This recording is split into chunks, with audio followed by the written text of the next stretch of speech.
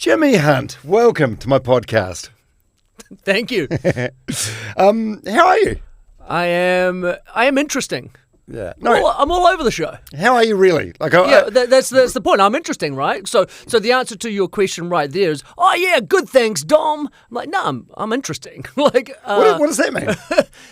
Interesting means that there's the good and bad of life, and there's the demons I fight in my head every day, and there's the things I feel and don't quite understand, and then the ones I do understand. But it's just that whole complicated process, and that's life. And so some good, some not quite good, but in general, trending pretty good.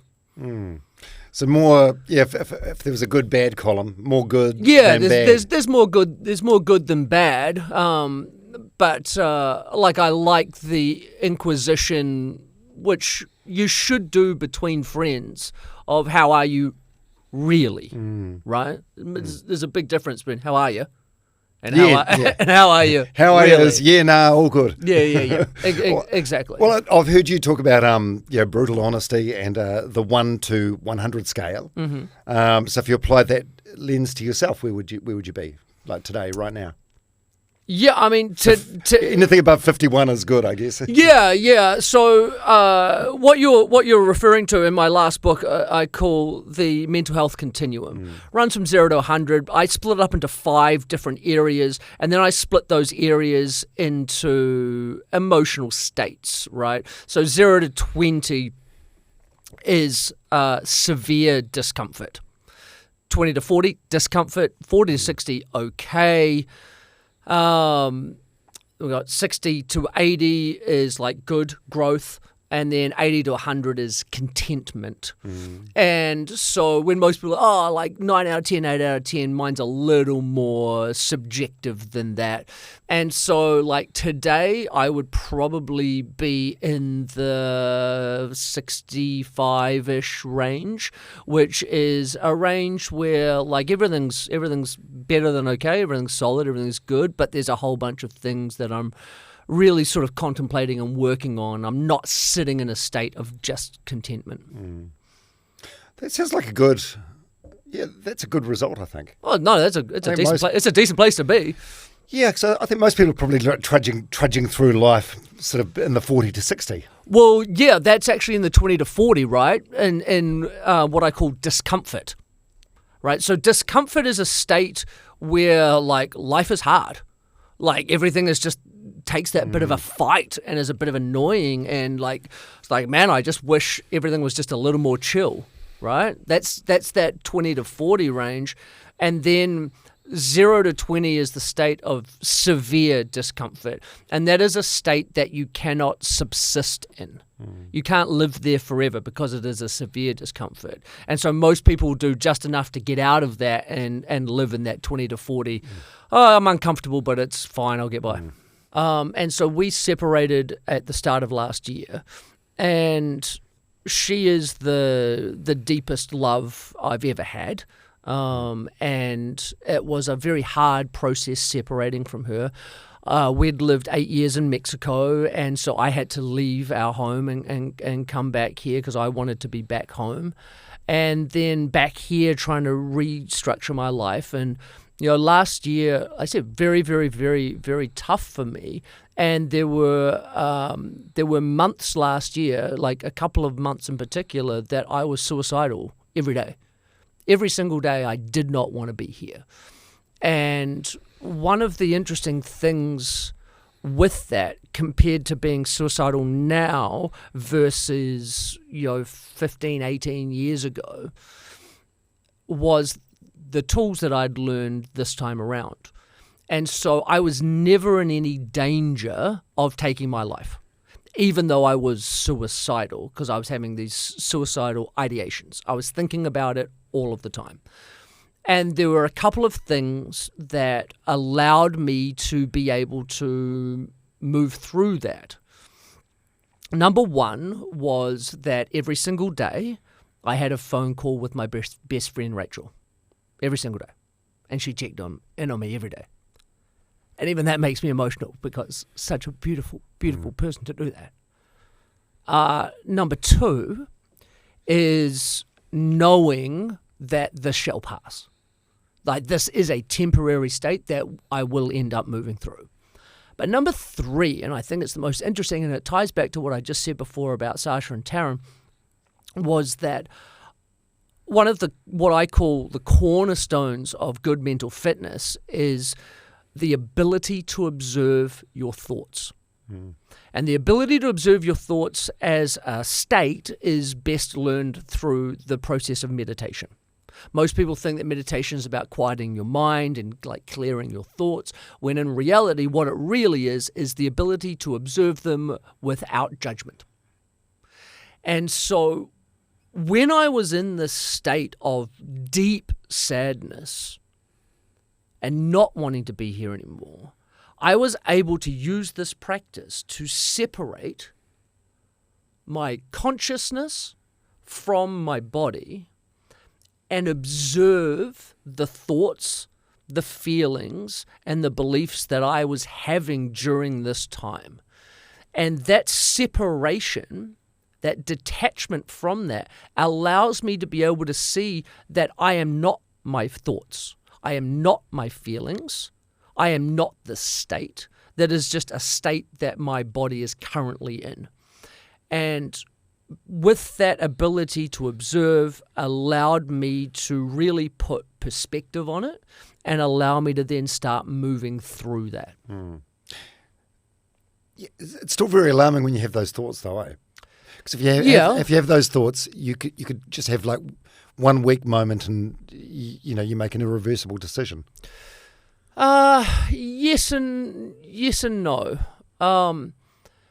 The thing, and this is literally my experience with this, is that like there is, like, to me, suicide is when there is no hope left. When you cannot deal with the pain of existence any longer. You've exhausted every single other option under the sun, then that is the only option left, and in order to relieve the pain, that is what you do. And I can understand that. I could absolutely, I can sympathize with that, I can understand that. I wanted to do that. But I could always see a tiny glimmer. There was always that. And it's one of those, and that's why sharing this stuff is so vitally important. Even though I only did it with one real person, couple of people, like they were enough to be the glimmer, right? Whereas if I had not told anybody, then there probably would have been a closer move towards the final option. And so that's when you talk to these people about it, they give you ideas, they give you options, they give you some hope. And so whether it is professional therapy, whether it's just them being somebody to lean on, whether it's like, come stay at my house, let's go hang out, let's go to the beach, like any of those things just gives you that little bit of, oh, yeah, cool. Like, thank you. And helps you to understand that, yes, you may not want to be here right now, but that's the interesting thing is like there only exists the present moment, right? Anything in the past is a memory, and anything that we're thinking about imagining is the future. And the present moment is hard in that state. But with different circumstances creates a different state, and with that different state allows you to be in a different place. And so, I mean, I don't even really know what else I'm talking about here. I've sort of got lost in it. But that's just the reality of this situation. You do get lost in it, and it's hard to put stuff together. But those are my 3 things.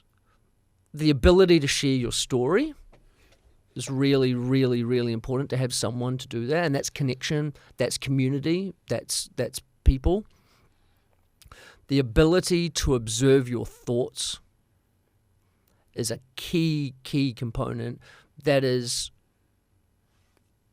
like, you when you talk about it and you're like, oh, we should do this, like, this is how you do it. Like, if you haven't practiced it, like, it's hard to do it just as a one-off thing. I'm like, oh, just separate yourself from your thoughts and just look. And you're like, I don't know how to do that, right? Yeah. But the more you practiced it, the better you're at it, right? So you can do it in that moment. Yeah. Well, thanks for sharing that. I'll tell you, we'll go back and then we'll work through the Jimi Hunt story. Sort of like a greatest hits. All right. Jimi's greatest hits. Yeah. So, early years. Who was Jimi Hunt? You were really good at sport, eh? Like North Harbour rep for hockey, tennis and golf. Where the hell did you find that out? Did my research. Yeah.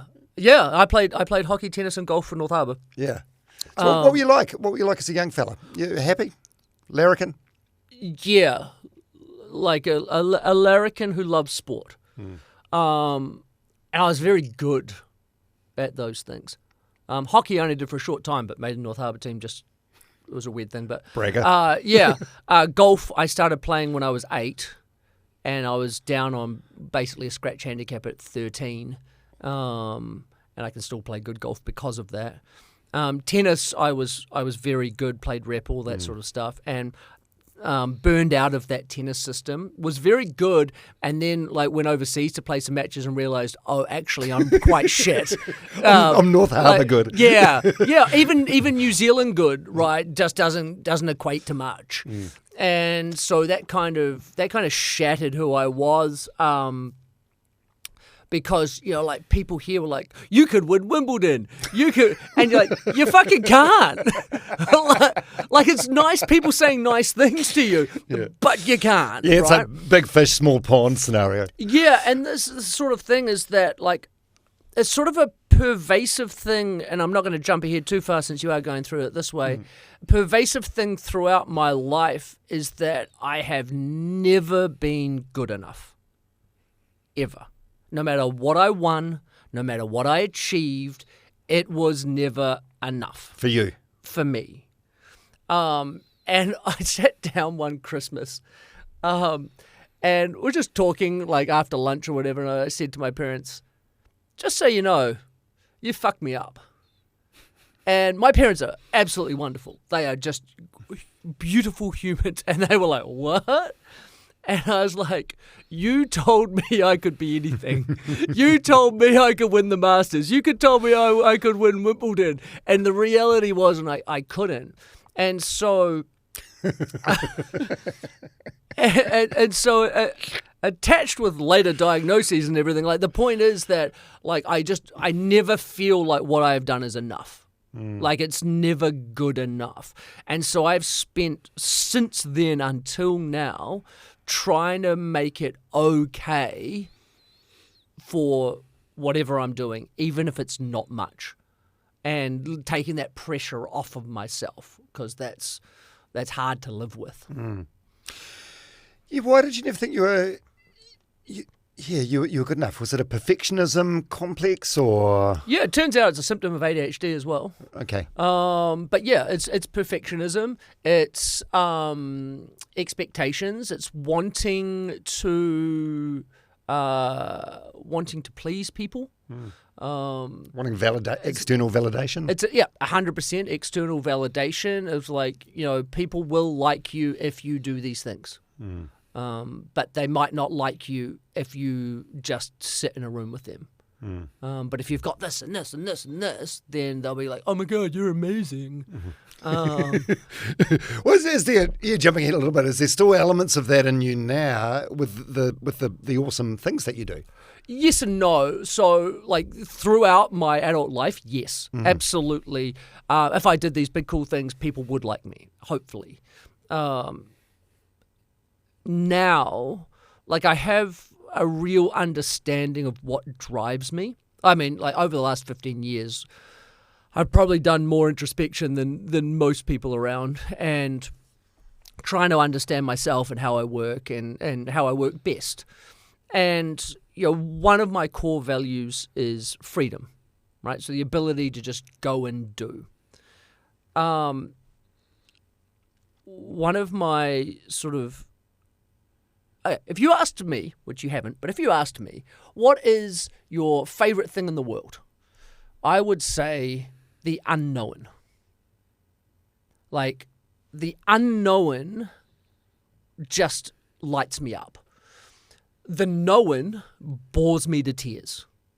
So, like, if we were to go down and do a bungee jump, like, I've done dozens of them for various reasons over my life, but I would go up there and I'd just go, oh yeah, cool, fun, jump off. It wouldn't bring you some sort of exhilaration? It doesn't. Neither does skydiving, neither does anything else like that, right? Like, it literally doesn't, because my mind says this is 99.9999999% safe. Right? AJ Hackett's never had a fatality in New Zealand. This is literally 99.99% safe. And so I was like, right? Whereas when I was growing up, the two things that, this is from the age of like 12 to 25, the two things that I did to an extreme level to go as fast as I could go and as high as I could go, my two favorite hobbies were cliff diving and racing downhill skateboards. Both things that, like, have no, you have to really prepare and control and train and all of that, but the unknown of that is really important. But the adventures that I go on, like, I can't go on a structured adventure. I need to go on an unstructured adventure. And 2 years ago, when I walked the TA, the Te Aroha Trail from Cape Reinga to Bluff,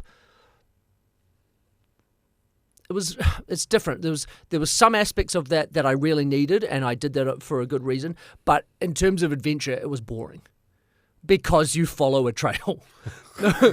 because you go the same as everybody else. Yeah, it's not a footpath though, is it? No, it is literally one of the most fucked up hiking trails on the, like, there's not enough signposts. There's not enough. It is a mess, and it is a big adventure to a lot of people. But it wasn't enough adventure to me. By the way, it needs to be more unstructured. Worth highlighting. Yeah, you did that in like 90 days, like a 3-month walk, 38 kilometres a day on average. Yeah. So the average time is probably about 150 days, and I did it in 91. Average 37, 38 k's a day. Like, just get up and go. It's a big walk. Oh yeah, 3,025 kilometres. Yeah. So so you first started getting sad or depressed in your mid-20s. Were you married at the time to you? Oh, no, you were with your partner Joe. I was with a partner called Joe, and then we got married when I was 30. What happened? Was there a catalyst? Was there like to my depression? Yeah, an event or a series of events? No, or? that was sort of the thing that really perplexed me. So I'm 44 now. So we're looking at, like, let's say 18 years ago when I started to get depressed, and 18 years ago, like, John Kerwin hadn't even, or maybe he had just done that first campaign in New Zealand, and so nobody was talking about depression. Nobody understood what it really was in the common place. And so I just started to get progressively sadder and sadder and really had no idea why, and felt like a fuck up. I just felt like I was the only one in this state and I didn't know how or why. And so it was creeping on me. And looking back, there's a few, I think, catalysts to it. One, which I think is quite interesting, with a lot of research coming out now, is that I've had too many head injuries.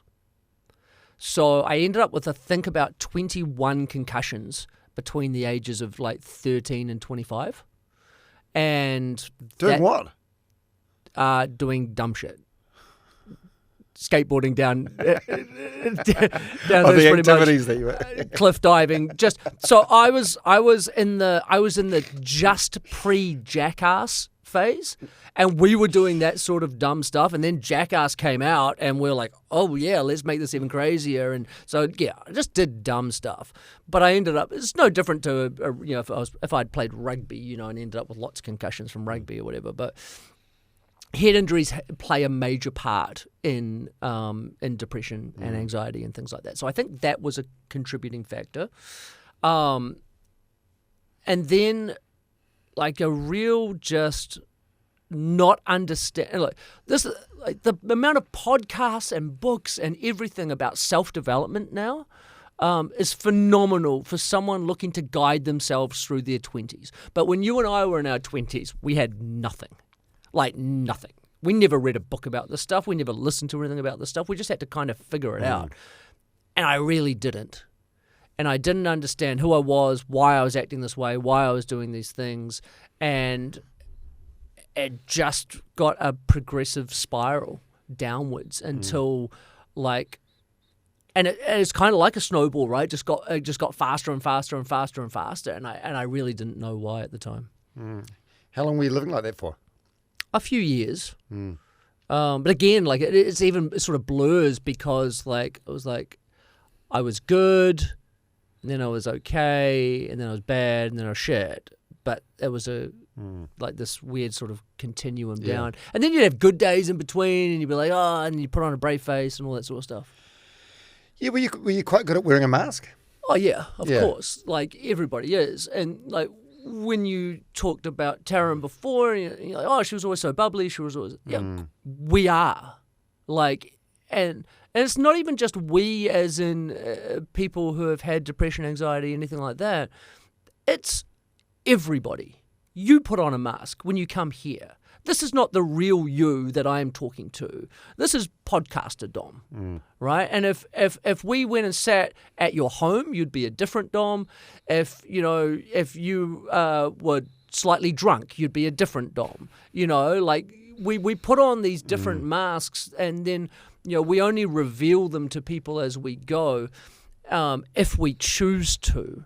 And so, like when I was in my worst state, that sort of 15 to 18 years ago, literally the only people that knew were my father and my wife.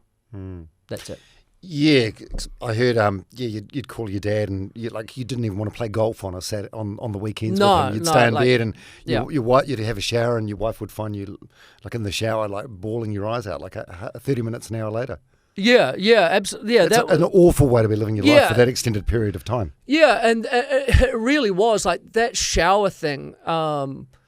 It's interesting because like I live my life in the moment, and you are quoting things from my book that I wrote 13 years ago, my first book, and I wrote those. I gave them to the publisher. It went off and became a best-selling book. And I've never thought about those things again. And I try and move forward. And you've literally just reminded me that yes, like I literally used to sit in the shower and just bawl my eyes out. And I had no idea why. How often? Like semi-regularly. And that, like, I remember that being a catalyst for me actually going, oh, there's something seriously fucking wrong with you. Right, before I was like, oh, I'm just sad, I'm just having a hard time. Like, never, like, again, at that time, it was never, you have depression. And so I was like, oh, no, like, there's something genuinely wrong with me. There's no reason. Like, no one had done anything to me recently. There was nothing wrong with my marriage at that particular time. There was nothing that was the catalyst for me to be bawling my eyes out in the shower. And so, yeah, like that was like a big wake-up call for me. Why didn't you take your own life then? Like 3 years is a long time to be in that state, hey? It's heartbreaking. Because I'm a bitch. oh, like you're too scared. Too scared. Too much of a bitch to take my own life. Like I couldn't do it. Like I like the amount of times I wanted to, I just couldn't do it. And one of the things for me is that like I am too aware to be able to do it. I am hyper aware of what it would do to the people around me and to my family and my friends, and I really I don't want to cause anyone any pain ever, right? All I want to do is bring joy to people, not pain. And so, I just couldn't. There's no way I could do that. Yeah, and I think that's quite courageous. But I can understand it from the flip side. People that are like, "Oh, I'm just a burden to everyone. Oh, 100%. I'll be doing the world a favour if I'm no longer here." 100%. Yeah, and I guess I just hope when I was in that state, I hoped that I would be able to move through and be able to contribute in some way post.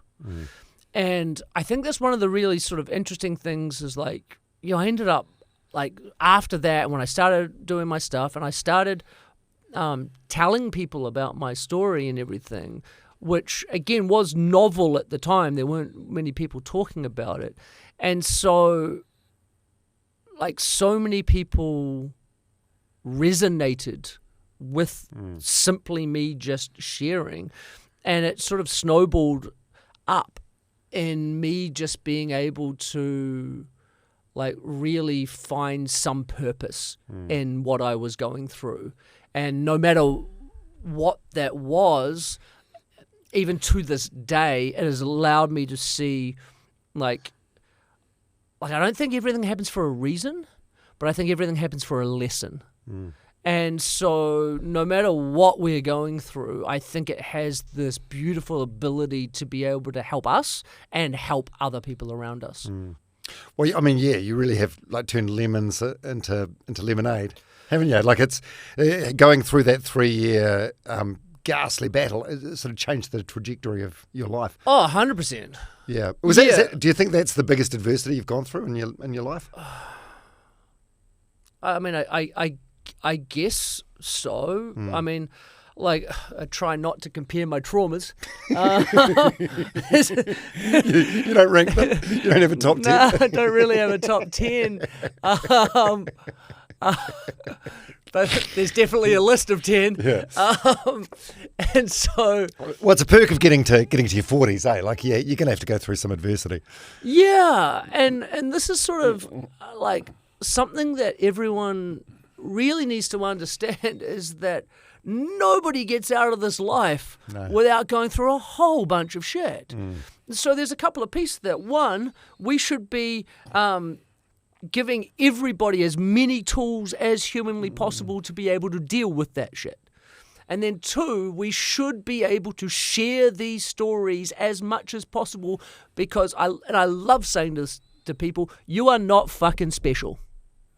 You're not special. You might feel special, but you're not, because your story is millions of other people's story. And you might think it's slightly unique in some slight way, and sure, maybe it is, but in a general sense, we all go through similar shit. We all have parents. All of our parents are going to die before us, pretty much, right? We're all going to lose a job. We're all going to have a partner cheat on us, probably. We're all going to, mostly, according to statistics, end up separated from our partners, right? These things are all going to happen. And so we better prepare for it. And we better support each other when we go through that. Because it's going to happen. And we can only do that by sharing our stories with each other. Yeah. Yeah, I think that's I think you've got to expect shit to happen, and then if it doesn't for whatever reason, then good for you. But you got to. I think that's where people fall off, when they're not expecting it to happen and they get overwhelmed by it. Do you know the story of the Chinese farmer? Oh yeah, it might be good, it might be bad. Yeah. Yeah. Right. Yeah, actually, yes. I'm sorry, that was rude of me. I know it, but a lot of people listening to this or watching this won't know it. You want to tell it? It's a great. Yeah, I can do it in about 60 seconds. Alan Watts tells it very, very succinctly. And basically, there was a Chinese farmer He had a son, lived in a village. They had a horse. The horse ran away. The son comes running up to the dad. Dad, the horse has run away. This is horrible. We're poor. We're going to not be able to do all these things. And his dad goes, good news, bad news, who knows? Son looks confused. Goes, no, Dad, it's pretty fucking bad news. And then the next day, the son comes running back to the father. Dad, the horses come back, and it brought 6 wild horses. We're the richest family in the village. We've got 7 horses now. This is amazing. This is the best thing ever. And Dad goes, good news, bad news, who knows? Son's like, no, good news. Following day, son is breaking in one of the Broncos, gets bucked off, lands on the ground, breaks his leg, crying like a little baby. Oh my God, this is my leg. And Dad's like, good news, bad news, who knows? He's like, fuck you, Dad. By the way, that wasn't in the actual story that I read, the fuck you, Dad. No, Alan Watts didn't say that. And then the following day, the Chinese army comes around recruiting for a war that's going on, taking all able-bodied young men. And he's like, this is the best day ever. They're not taking me. This is so cool. And Dad goes, good news, bad news, who knows? That Taoist parable, also told in the story of Maybe, is one of the core understandings of allowing you to move through your shit.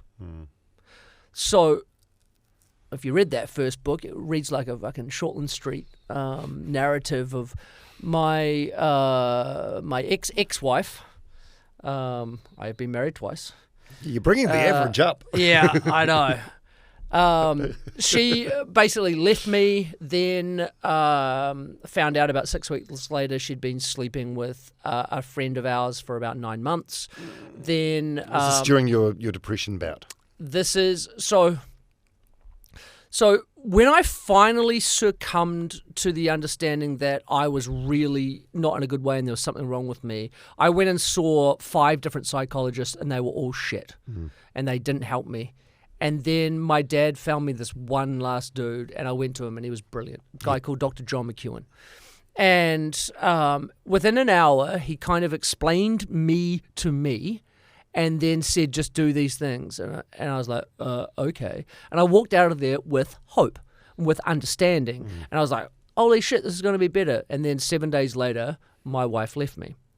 And he said that is quite a standard thing because the partner will stay with the person because they fear of if they left, it would compound and then that person probably would kill themselves. So, like, I understand that from that perspective.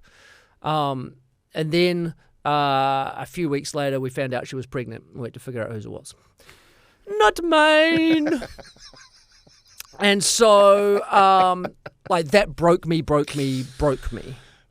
Right? Broke me. And we can cut this bit out because I forgot where we were going. Oh, yeah, are we just talking about the maybe your marriage break? Yeah. And so that was the worst thing that ever happened to me in my entire life. Not my depression, but that heartbreak and that betrayal. That was the worst thing that ever happened to me in my entire life. And then 3 months later, I met Libby. The best thing that ever happened to me in my entire life. Still to this day, even though we're not together anymore, we amicably separated and moved on. But what was ostensibly the worst thing ever, if that had not happened, I would not have met Libby 3.5, 4 months later, I think. Like, so if I had continued with that narrative that was the worst thing ever, I could have ended up going down some big thing, right? But understanding that we don't know whether that's good or bad, turns out best thing that ever happened to me. Best thing that ever happened to me, the end of that marriage, which led me into a whole new life and a whole new world with Libby that's led me to now. And even though we've separated and I went through a lot of pain letting her go, still, I don't know if that'll be the best thing that ever happened to me, but I definitely know that it's not the worst thing, and I can't judge it until I have perspective on it. Well, it's surprising how many people say that. Like, they'll go through some big adversity, and then they'll look back, and you just spilled some water on your beard. Is the beard a? I'm a mess. I'm a mess. We got that on camera. Good. A lot of people that go through a big adversity, with the benefit of some hindsight, they often look back and say it's the best thing that ever happened. Yeah, well, it's interesting. Like there was a study done that I read that so you have let's say you go through something, a trauma, and they studied people who had gone through plane crashes, cancer, like all sorts of things, right? And you basically end up in 3 different categories: post-traumatic stress disorder, okay, or post-traumatic growth. Right? And so when they studied all these people, for argument's sake, it's close enough too, they basically ended up a third, right? So a third ended up with PTSD, a third were okay, and a third ended up with post-traumatic growth. And they went, well, that's pretty interesting. Like, why is it split like that? And obviously, how could we have more people in the post-traumatic growth, or at least the okay? And so the answer seems so paradoxical and crazy, but what they figured out was what box you ended up in was the box that you believed you would end up in. If you believed you were going to be traumatized by it, PTSD. If you believed, I'll be okay, you were going to be okay. And if you believed that you were going to grow and learn from this, then that's what you did. That's so interesting. General terms, right? And this is about like us creating our own reality, right? And so when we make a decision, then we follow through with all the micro decisions based off the back, it leads us in particular paths in particular ways. And so if we're like, it's kind of like the yellow car theory, whereas like you buy a yellow car and then you start seeing yellow cars absolutely everywhere, right? You see what your attention is on. If you're looking for shit, you'll find shit. If you're looking for good stuff, you will find it. And even like worst case scenario, kind of like me, is that I ended up in post-traumatic growth out of spite. How do you mean? like fuck her, she's not going to ruin my life. I'm going to be good regardless of what happened to me, right? You talking about my first one? First one, yeah. How do you reflect on that now? Like, that's pretty brutal. Like breaking up and she's seeing one of your mates. But so like I have zero bad feelings towards her. I wish her all the happiness in the world. Like I still love her for so many reasons. But as a 30-year-old man, I was angry at her and I didn't understand and all of that side of it. Because you wouldn't have been easy living with you at the height of your depression. Of course it wouldn't. Yeah. No, so it was interesting. When I wrote my first book, which told a lot of those stories, Libby was there to proofread it. And Libby, being one of the wisest people I know, she said to me, you should probably go back and rewrite yourself worse and write her better. Because I don't think you were probably objective enough on it. And I was like, oh God, you're probably right. And so I went back and were you the victim in the story? Or? Yeah, probably to more of a thing. You know, you want to be the victim. You want to be the aggrieved party. You don't want to be the one that did anything wrong. And sort of, it's easier to paint that narrative with the actual actions that happened, whereas mine were more what I'd call micro in terms of the relationship. Like I was probably a shit husband. Like, you know, in my late 20s, in that state, not understanding anything, I was probably a shit husband who was really hard to live with.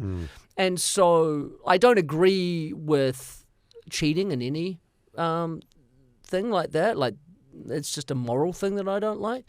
But like I can also understand why she might have. And so I don't hold any negativity towards her in that regard. Yeah. Yeah, so on this, you did a TED Talk and the line in there was that you used was, I was 92% of the way through destroying my marriage.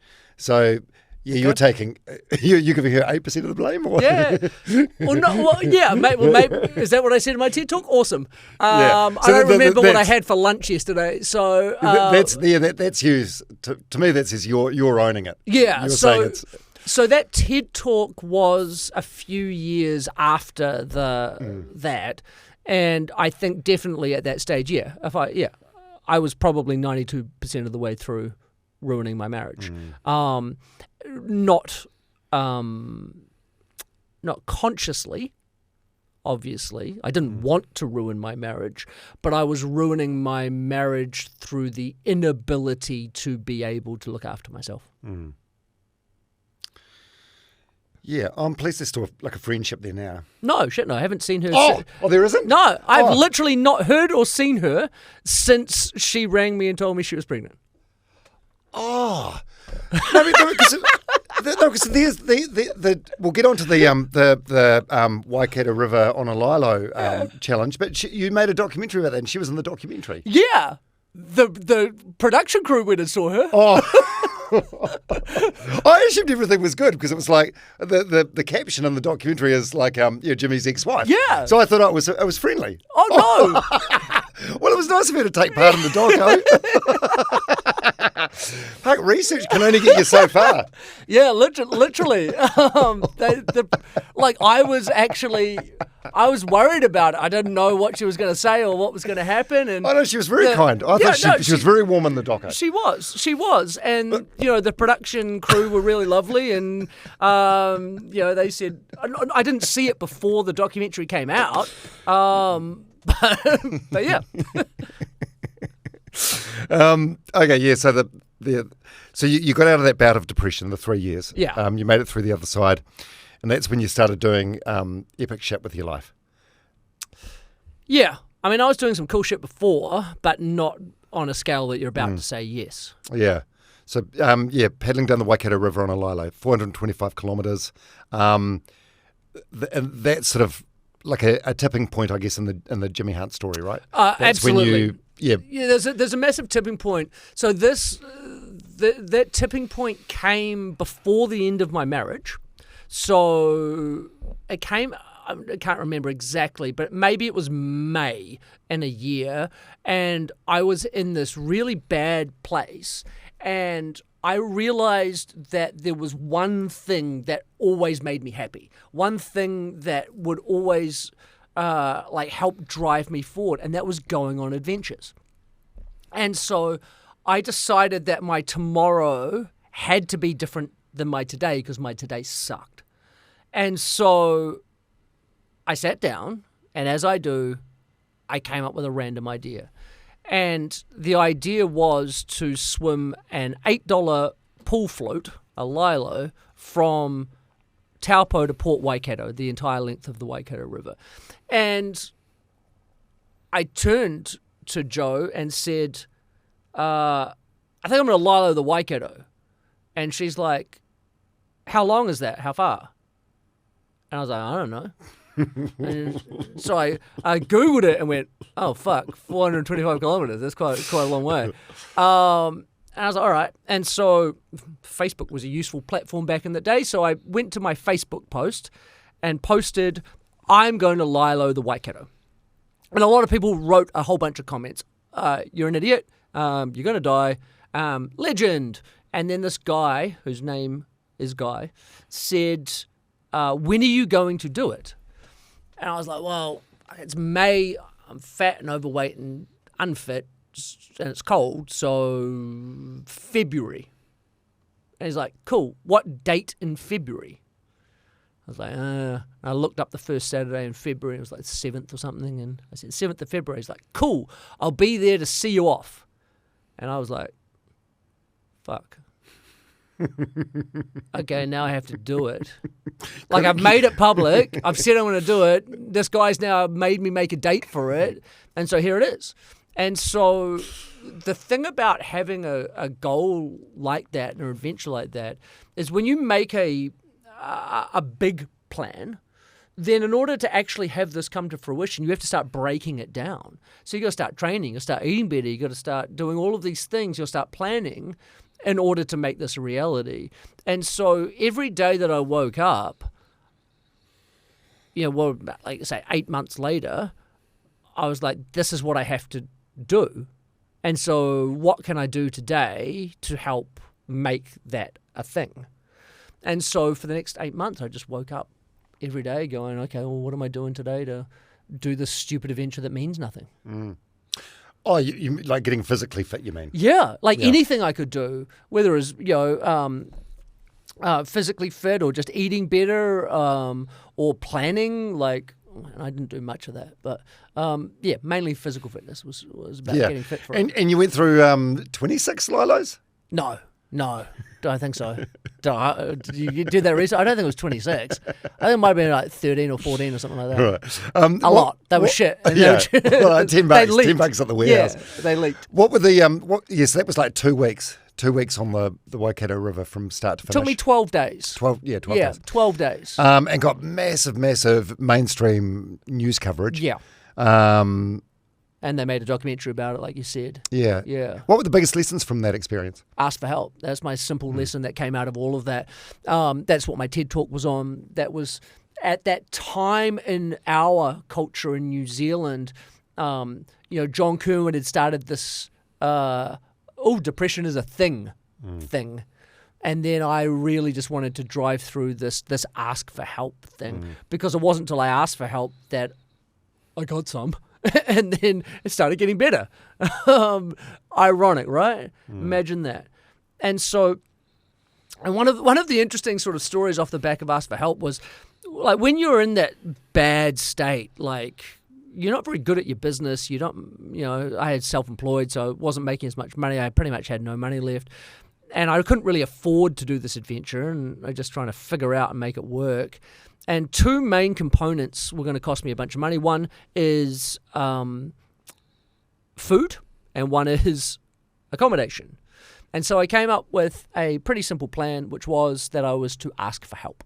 And so each night I'd get out of the river and I would go up to the nearest house. I'd knock on the door and say, "Hi, my name's Jimmy. I just happen to be liloing your river out here. Can I please stay the night and have some food?" And the thing with that is that's a tough thing to do for a man with depression and anxiety. And so, I wouldn't lie, I would spend probably half an hour each night on the side of the river looking at all the houses, trying to figure out which one looked the kindest. Finally get up enough courage out of desperation, go knock on the door. And in the end, my friend and I, we tried to figure out how many people I'd have to knock on the door, how many houses I'd knock on before I'd get 11 people to let me stay the night. And in the end, I had to knock on a grand total of 11 doors. Literally every single person opened the door and said, "Hey," I explained to them what was going on. They're like, "Yeah, please come inside, stay on my couch and spare room on the floor, whatever. Here's some dinner." Then I'd wake up in the morning, want some breakfast. "Yes, please. Can I pack you a lunch?" Like, "Fuck yes, please." And we just don't quite understand how many beautiful, wonderful people are out there who are willing to help if asked. They will not help if they are not asked to help, because they will feel like they're intruding. And that's one of the interesting concepts is it's kind of like, you ever had a mentor? Yes. Yeah. Like, you feel like you're taking from that mentor, right? That you're getting all the things and you're not giving them very much. But if I went and asked your mentor what they got out of being with you, they'll say all these list of things. They loved it. People get joy from giving and being asked to help. And if we do not ask for help, we are literally stealing potential joy from people. We need more people asking for help so more people can help and get joy from that help. And yet we're so scared to do it. Well, it's like the saying, giving is better than receiving. Of course it is. So during that river experience, around about the time you were going through Huntley, there was an incident where a teenage boy had jumped off the rail bridge in Huntley into the water and was missing, presumed drowned, and you happened to stumble across the body the same time as the boy's uncle who was out looking for him. Yeah. Yeah, I mean, that must have been tough. Yeah, it was tough. And it was really tough. So fast forward just to after that, I have to keep swimming down the river. So after the cops came and we did all the things, and the uncle went back to the family on the riverbank. Dozens of them hugged him and all that. And I got in the river and kept swimming. And I only lasted maybe a kilometre or two because I had never dealt with the dead body before. I'd never dealt with death in that way. Most of us don't. Most of us, there might be an open casket at a funeral, but apart from that, most of us won't see a dead body. And I just broke down. Like I absolutely broke down. And I was just inconsolable by myself on a Lilo in the Waikato River. And I got a phone call because a lot of media had my number. Back then I had an iPhone with a waterproof pouch that I could kind of push the buttons through the pouch. And I got a phone call, and it was from a number I didn't know, and I answered it, and it was Radio New Zealand. And they went, "We hear you just stumbled across the body." And I was like, "Yeah." And they're like, "Can we talk to you about it?" And I was like, "Yeah." And they go, "Cool, we're on the air in 3, 2. I was like, "Oh, fuck." I have no idea what they asked me. I have no idea what I said. When I hung up, I was like so disappointed in myself because it was just not my place to say anything or like talk to the family about it. Yeah, I know some random dude on Lilo was part of it, but like it wasn't my place to be able to talk about that situation, and I did it, and it hurt my feelings that I did that. And so you didn't have a lot of time to think about it, though. In fairness to you, I know. In fairness to me, but they literally went 3, 2, 1. We're shit. And so Radio New Zealand, major media outlet, and so lots of people listen to that, and things pop off the back of that, and I started getting phone calls, which I just ignored. And I got a phone call from my friend Lockie. And my friend answered the phone and he said, "Mum's dead." And I was like, shit. And then I spent the next probably hour and a half, 2 hours floating slowly down the river, talking to him about his mum who just died that day. Never told him what was going on, what I was doing, what had been happening. And I just talked to him. And then when I hung up that, I had about 50 missed calls. Bunch of them from my mother, asking if I was okay. And it was one of the toughest days that I'd ever had to deal with. And I still had about, there's no houses on that. I still had about 20 Ks to swim that day before I got in 11 o'clock at night. I didn't want to bother anybody. I don't want to go knock on anyone's door, so I didn't know where I was going to stay. Because turning up at 11 o'clock at night or 10:30 or whatever it was like. And so I got to Te Kauwhata, and there's a tavern there, and I went in and I asked if I could stay at the hotel there for free. And the manager was like, "I can't make that call, only the owners can, and they're in Auckland." And I was like, "Oh, don't worry about it, bro. I'll figure it out." And he said, no. And he called them up at 11 o'clock at night and said, "Hey, can this guy stay for free?" And they said yes. And I still that's beautiful. I love that. But whilst that was one of the hardest days of my life, an interesting point was that was the literal spiritual awakening of my life that day. And it's a long story, which I'll make it very, very short. 3 women who I did not know told me I was going to find that body before I found that body. When I was talking to the uncle on the sandbank in the middle of that river, I asked him how he ended up there, and he was like, "You won't believe me. 2 women had told him to go and find that body before it was there." So in total, 5 women had told the pair of us that we were going to end up in that spot that day before it had happened. And that was the day that made me go, I don't understand how the universe works. I don't understand what this is or how this works. And then every day after that got stranger and stranger and more mystical, and more weird woman turned up in my life and led me down a whole path to where I am now, which is I believe in everything, and some of the things I've seen and do blow my own mind, and I don't even understand them. Mm-hmm. Yeah. And you attract weird women to your life, it seems. It seems it seems to be the case. Like, no, this is like, it's kind of insane. Like these women will come in to my life for like a day.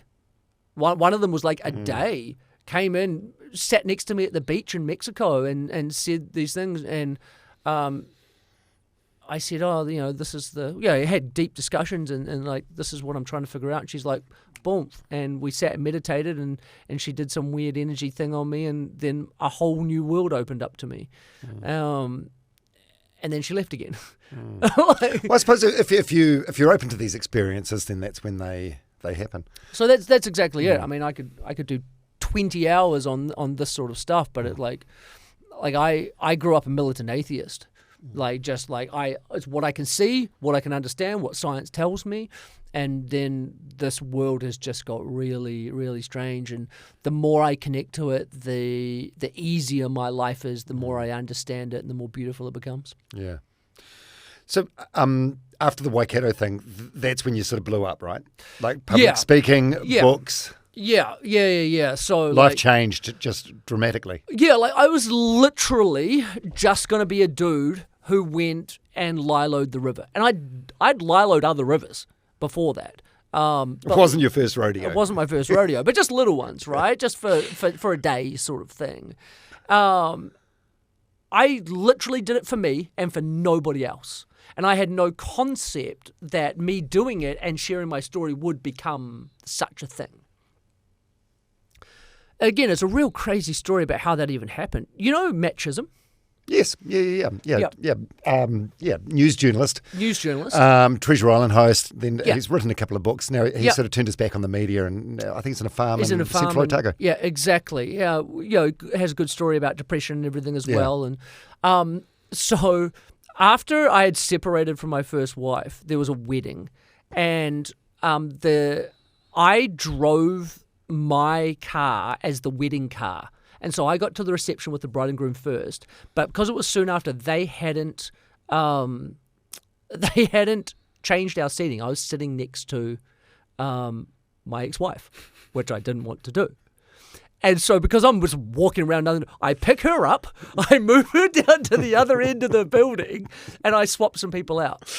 And I end up sitting next to Matt Chisholm because of this. And he's like, what are you up to? And I was like, I'm training for this Lilo the Waikato thing. He's like, what's that? He's like, why? Why are you doing this? And my tagline up until that moment was just cause. Like, I'm just doing it just cause. And I just got to I was in a bad space that day. It was hard for me that day. And I was like, he said, why? And I'm like, because I'm fucking depressed. And I have to do something about this. And he goes, oh, okay. And he listened and we talked about it. And he goes, can I do a story about this? And I was like, who are you? He's like, I'm Matt Chisholm and I work for Close Up. And I was like, oh. Okay. And so he goes and pitches it and they say, no, we won't do a story about it because nothing's happened yet. Like, we'll do a story about when you do it. But after that catalyst, I'd gone, okay, I want to do this and I want to make this a thing.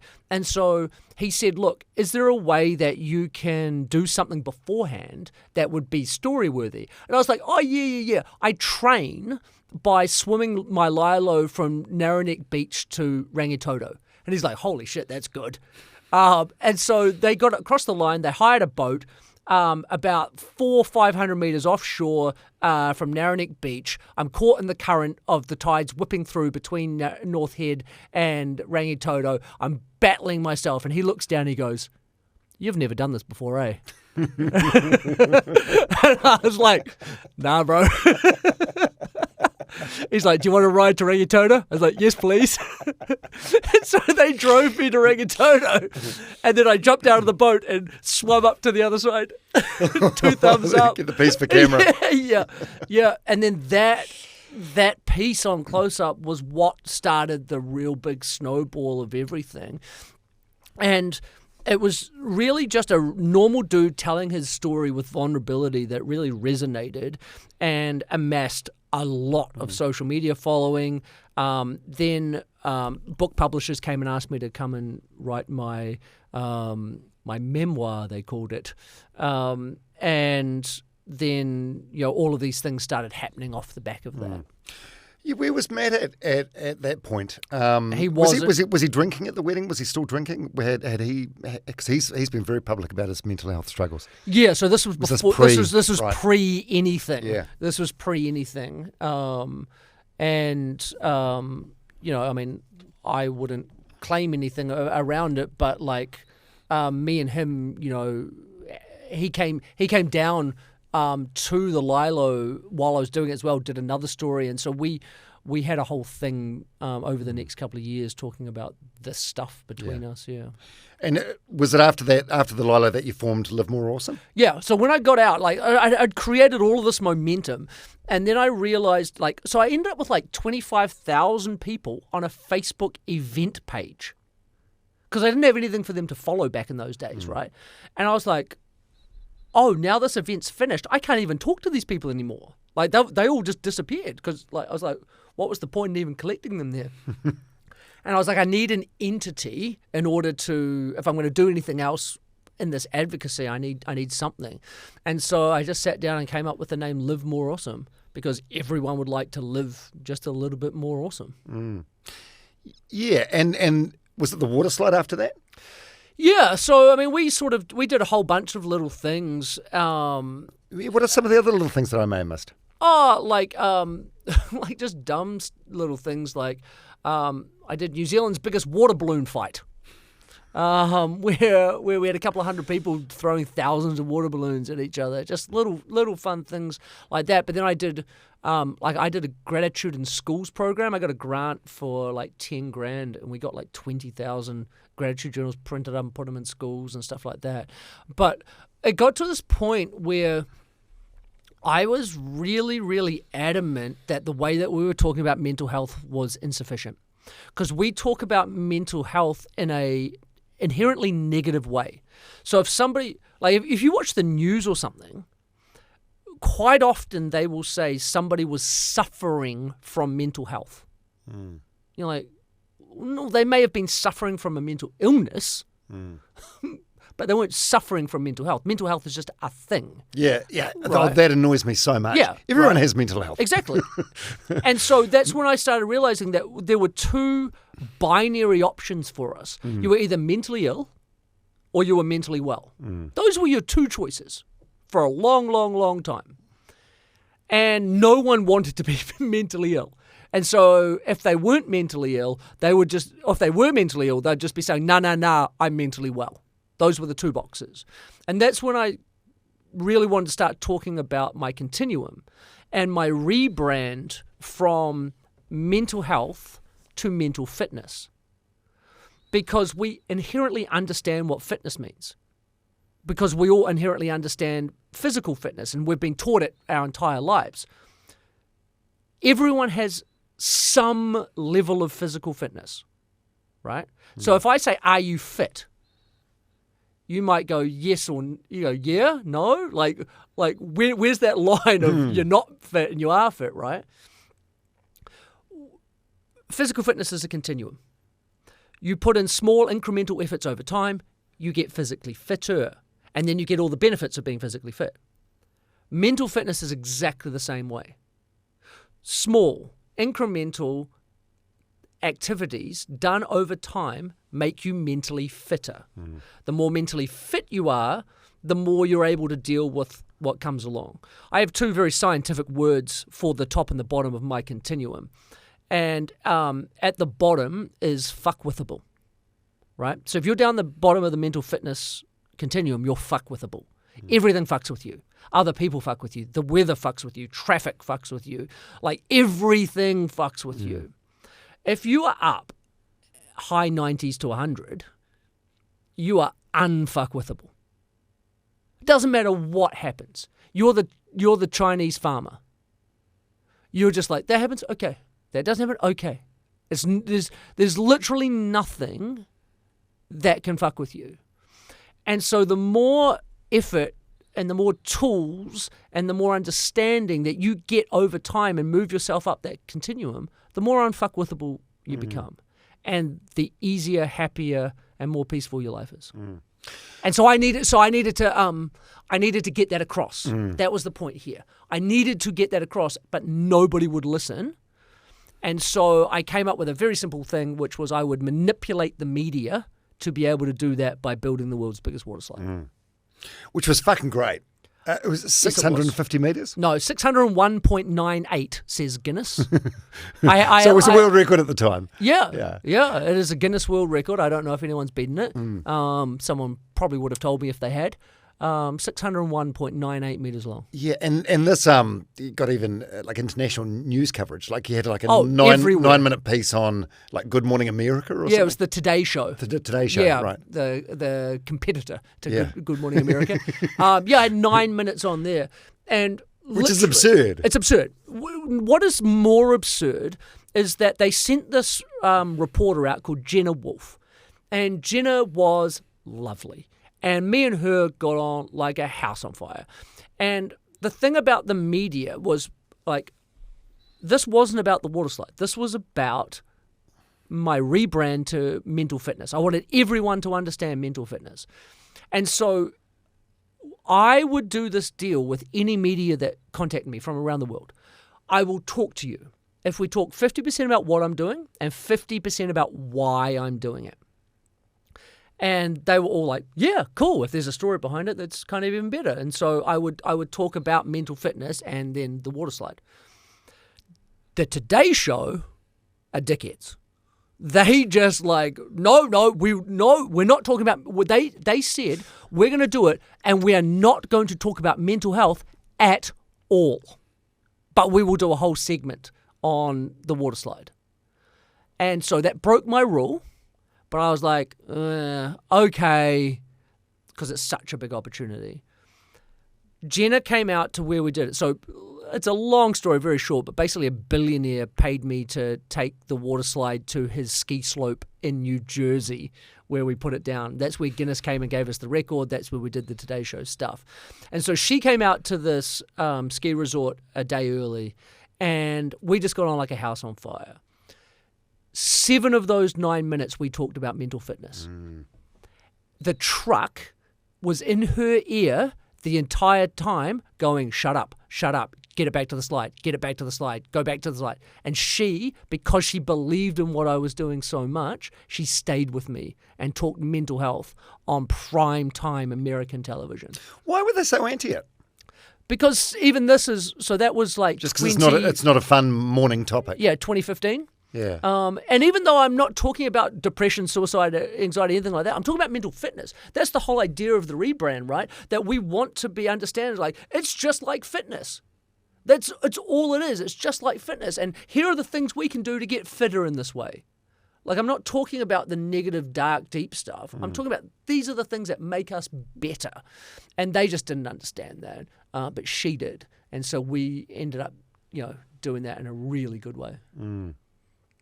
Yeah, that's really powerful. Did all this stuff at the time, the attention and the results that you were getting, did it bring you happiness? In the moment. Because it's sort of external validation. Yeah. And that was one of the really big things. And in my second book, I wrote about it because it was and this is not from a bragging place. It's from because I don't think it's a good thing. Like, I think it was 2013, I had a really big year, right? So I wrote a best-selling book. I opened TEDx Auckland in front of 2,500 people. I built the world's biggest waterslide. I did a national ad campaign for the biggest company in the country, where I got to do all of the coolest things in the country. And I was a finalist for New Zealand Innovator of the Year, and I was for my slide design, because no one had ever designed a interlocking, the whole big thing. And I designed it myself. So I got finalist for New Zealand Innovator of the Year, and then I was a finalist for New Zealander of the Year as well. And it was peak Jimi Hunt, right? You're on fire. That was peak. And at the end of 2013, I was real sad. And I was real sad because the book didn't sell enough copies. The TED Talk didn't get enough views. The waterslide didn't raise enough money or awareness. That product I fronted sucked and died. And I did not win either of those two big awards. Is it like what we were talking about at the beginning, how nothing's good enough? None of that stuff was good enough. And that was when I realized that I had done enough to get from severe discomfort to discomfort, but I had stopped there. Like, I hadn't gone any further. Like, I was like, I still have a problem. It's not the same problem that I had before, but it's still like, if you can do all of those things and not be happy, then it's the same as people who win the lotto. If you win lotto, no matter how much it is, your pre-lotto winning happiness levels return to pre-lotto winning happiness levels within 6 weeks. How are you? How are you? JJ, what brings you in here? Hold that thought. I need your car keys urgently. Oh. Okay. So sorry. Landlord wants to get his boat out. Oh, it's all right. Thank you. I'm so sorry. Continue. It's no all drama. good. No worries. I'll start that piece again. Yeah. Oh, yeah. Yeah. You fill your water up. How's your temperature? Yeah, I'm all good. Yep. I'm good either, whatever you're doing. Oh, yeah. Lotto winners. Yeah. So it's the same as lotto winners, right? So they've done many, many, many studies on lotto winners, and your happiness levels post winning the lotto will return to pre-lotto winning levels within about 6 weeks to about 3 months. That's how long winning the lotto makes you happy, right? And so you may you'll just be unhappy with a better quality of life, right? So you're unhappy, but now you got a boat, right? What is it? It's like a dopamine or serotonin thing. Like, it gives you a quick rush. Well, it's like wherever you go, there you are, right? Yeah, Confucius. Yeah, like the problems you had before winning lotto are probably only going to be exacerbated after winning lotto, right?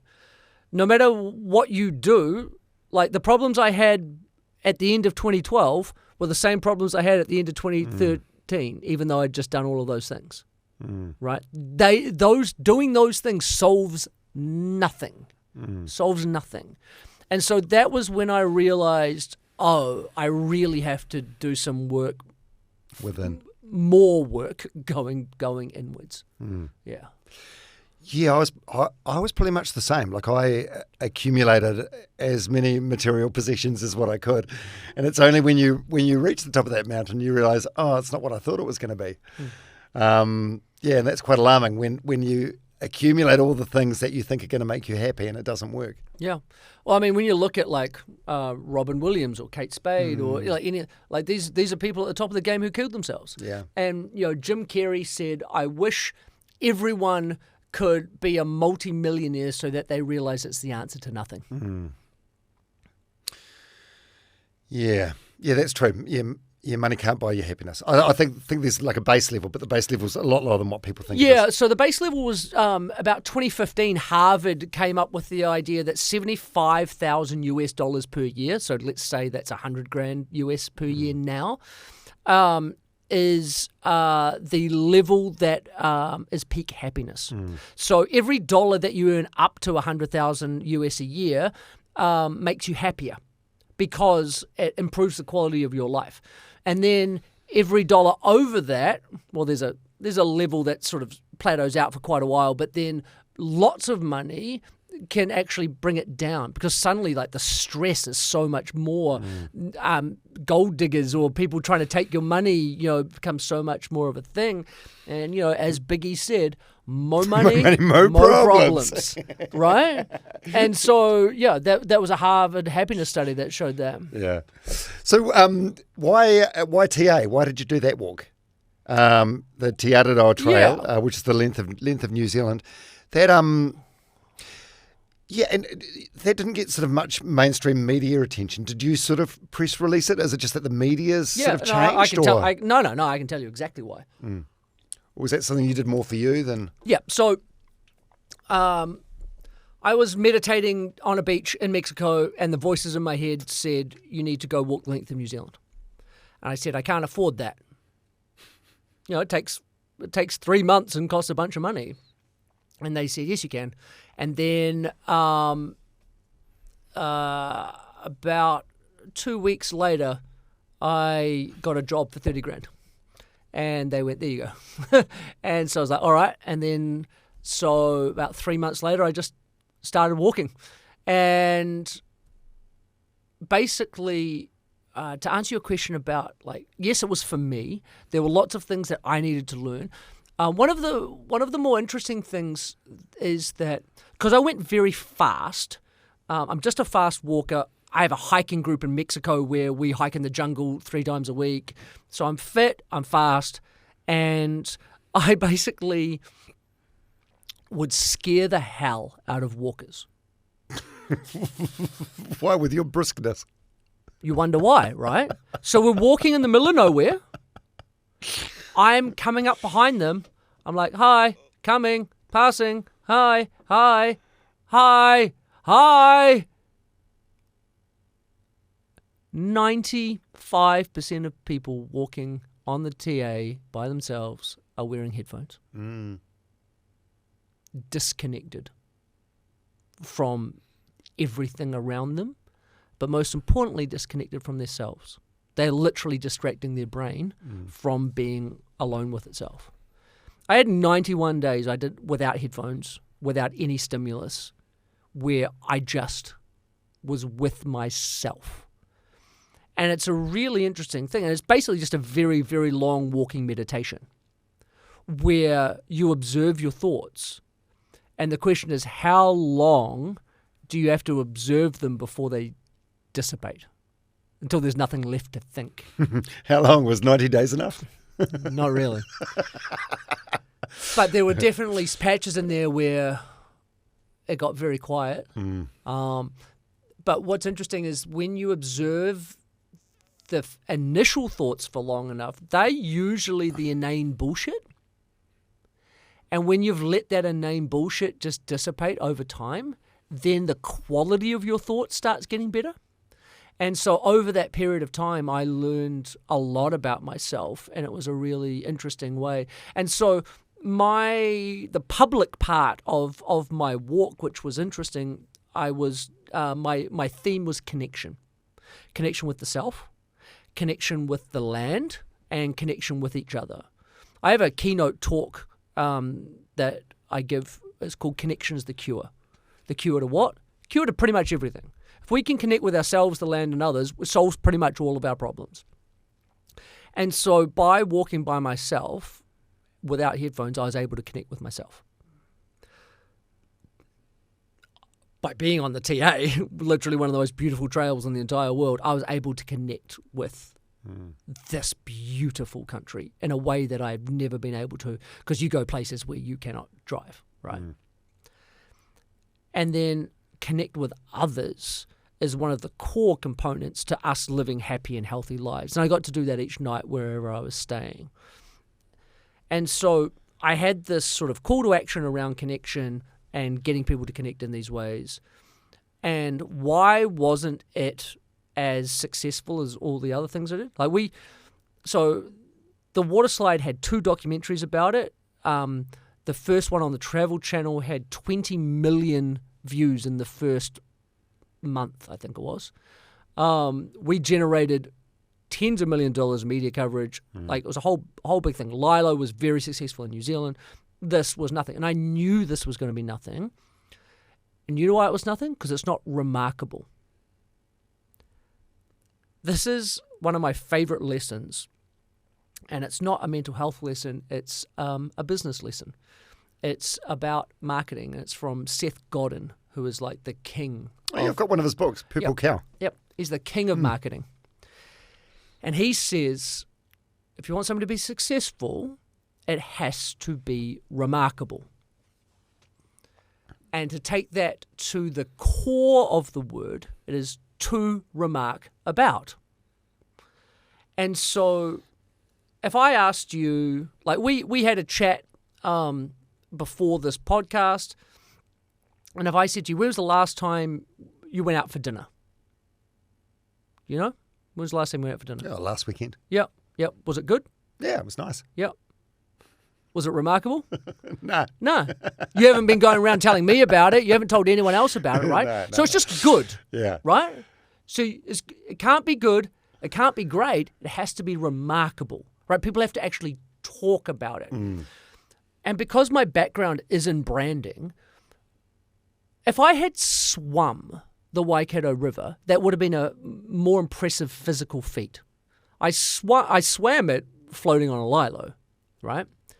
There were some guys a couple of weeks before me that jet skied the whole length of the Waikato River, and they got no attention.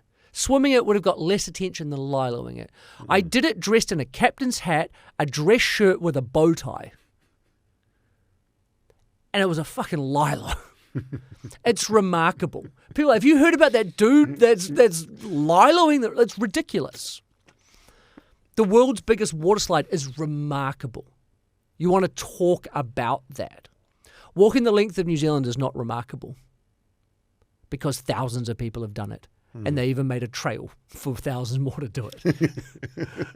Right? There's a map you can follow. So did you do it more for yourself? This was selfish reasons. This was far more for me. Right. And so the other ones were for a really good reason and cause, but I've moved away from the need of validation to do big, cool things for me. So now I just do them for myself. And the TA was for myself, but it actually did have some really good positive net outcome through social media and people that follow me and all that sort of stuff who really engaged in a lovely way. Yeah. And the cool thing was I had a tracker on me. I think something like 200 people came and found me on trail and came and walked bits with me. That's a community that you've built That's connection. over many years. Yeah. And also, I mean, yeah, like it's not remarkable, but still, you know, you get 1,000 people in a room and maybe one of them will do it. Oh no, like the of percentage course. of people that are going to course. walk the length of New Zealand. But you were asking specifically about the media landscape. Yes. And so it is not remarkable to the media landscape, right? There's nothing particularly newsworthy about another person walking the length of New Zealand. Yeah, or quirky. Yeah, exactly. Yeah. Do you want to do another remarkable thing? Or have you sort of passed that chapter? I still want to do remarkable things. So whatever I do, I want it to be remarkable, but remarkable for myself. So I trade in stories, right? So, you know, my actual job, if anyone needs me, I'm a keynote speaker that does, conferences, events, corporates, all that sort of stuff. And I trade in stories. It's my bread and butter.